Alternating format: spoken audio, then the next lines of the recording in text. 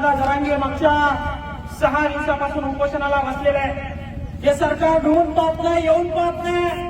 सरकारने घात केलाय, सरकारने मीडिया मॅनेज केलाय, सरकारने मनोज दादा जरांगे यांना मारण्याचा, यांचा खून करण्याचा घात केलाय। तुम्हाला सगळ्यांना हे मान्य आहे का? या ठिकाणी सरकारच्या विरोधात पूर्ण रस्ते महाराष्ट्रामध्ये जाम करायचंय, पूर्ण दळणवळण या ठिकाणी बंद करायचंय।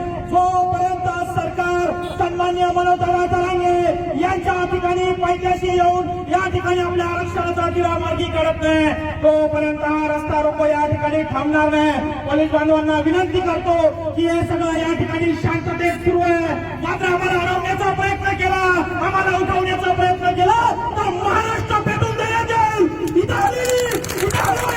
प्रत्येक गोष्ट आग लावून देण्यात येईल। म्हणून मी माझ्या घरदार सोडून माझ्या आईला सोबत घेऊन आलेलो या ठिकाणी, माझ्या आईला सोबत घेऊन आलेलो आहे आणि सांगितलंय की शेवटपर्यंत जोपर्यंत मनोज दादाच्या प्राणामध्ये प्राण आहे तोपर्यंत इथून हलायचं नाही।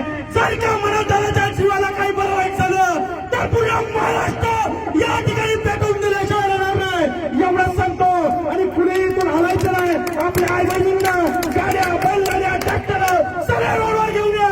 आपला घात झालाय, आपल्या माणसाला मारण्याचा या ठिकाणी प्लॅन झालाय, मीडिया मॅनेज करण्यात आली आहे। हे काही मीडियावर दादांना दाखवण्यात